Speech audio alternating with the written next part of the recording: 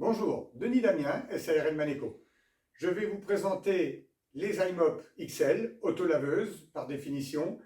Donc, ce qui nous intéresse, on va parler principalement de l'iMop XL, qui est une machine, je dirais, à vocation professionnelle, mais avec une déclinaison d'une iMop qu'on appelle iMop Lite. C'est tout simplement, je dirais, une machine qui va s'utiliser de la même façon, avec des critères techniques pratiquement équivalents. Simplement, elle est plus légère. C'est-à-dire celle-ci fait 14 kg, celle-ci va faire 22 pratiquement si on reprend la documentation. Elle va concerner qui? Les personnes qui ont besoin de, je dirais, de se déplacer fréquemment pour mettre dans un véhicule, qui ont des étages, des escaliers, qui n'ont pas d'ascenseur. Donc voilà, cette machine par déclinaison sera un peu plus légère, mais avec une fonctionnalité tout aussi intéressante que celle-ci. Voilà.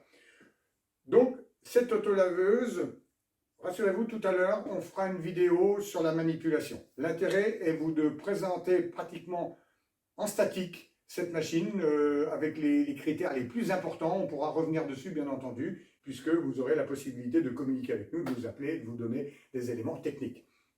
Cette machine, c'est quoi? Un bac à eau avec une tête de lavage sur celle-ci, sur ce modèle, parce qu'il y a une déclinaison, hein. Mais on a 42 cm de large, l'équivalent de 18 pouces, qui peut correspondre à une autolaveuse qui ferait 40 litres, une autolaveuse conventionnelle. Donc, deux brosses, un suceur qui n'a pas de réglage particulier, qui est monté sur clip. Voilà, il n'y a aucun réglage mécanique dessus, pas de possibilité de déréglage. On a deux batteries.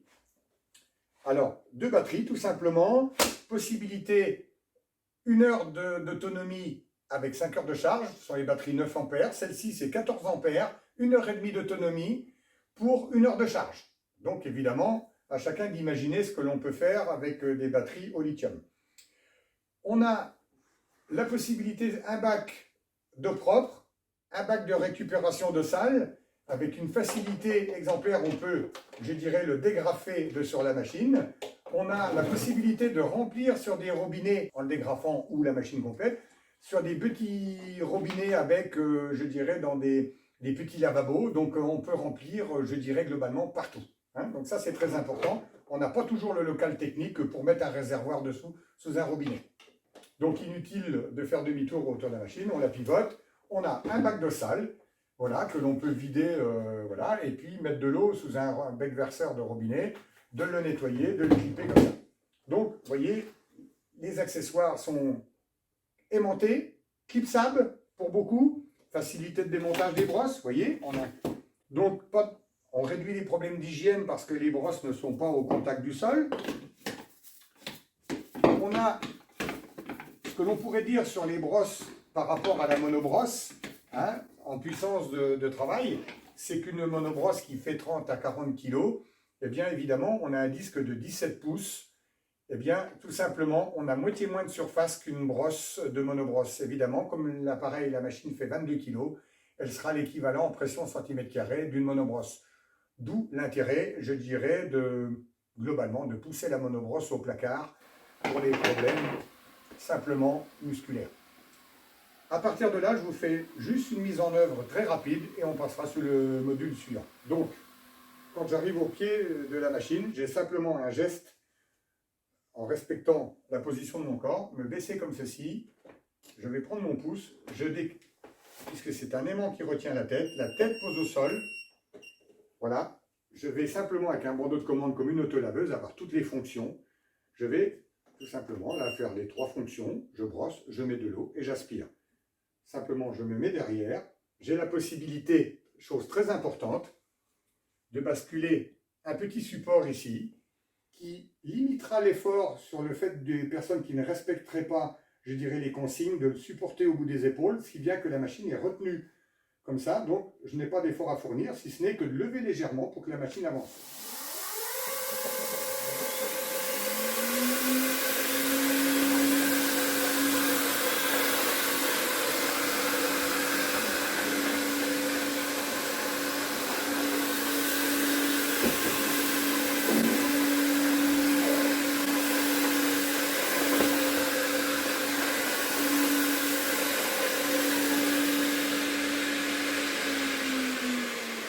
imaginez que j'ai besoin de déplacer quelque chose, eh bien, inutile de se baisser, je peux tout simplement faire ça, et la machine va être maintenue et le timon reste debout. Ce qui fait que je peux déplacer une chaise, et voilà. Donc quand je repars, je n'ai que ça à faire, et on est reparti dans les fonctions. Évidemment, quand j'ai fini de travailler, le repliage de la machine, uniquement à la fin du travail, je replie la machine, et je pars en transport. Ça, je la pousse comme une brouette, ou je tire, vous voyez, globalement.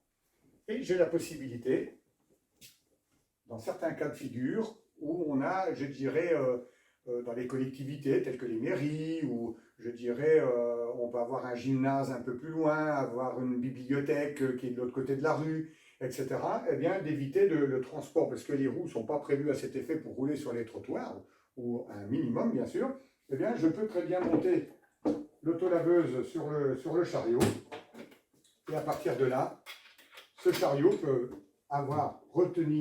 recevoir des bacs supplémentaires.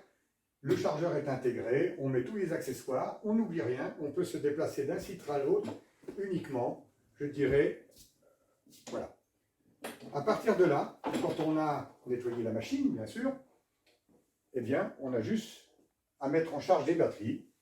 C'est uniquement des clips. À partir de là, on a des codes, simplement code CRI, qui nous permet, hop, j'envoie la batterie sur le chargeur.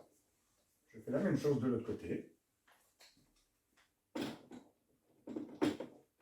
Donc à partir de là, n'importe quel moment de la journée, je peux donc charger la batterie, puisqu'il n'y a pas d'effet mémoire. Donc on peut, si on a une demi-heure devant soi, se mettre à charger la batterie sans aucun problème pour compléter. Au niveau des brosses, on a la possibilité aussi, vous avez vu, on a des brosses bleues, qui sont l'usage le plus courant dans la machine. Nous avons la possibilité de fournir des brosses pour les antidérapants, hein, notamment des grès cérame, des sols de cuisine, etc., dans des normes un peu particulières. On a la subtilité d'avoir des brosses avec des disques diamants ou des disques conventionnels. Pourquoi le diamant?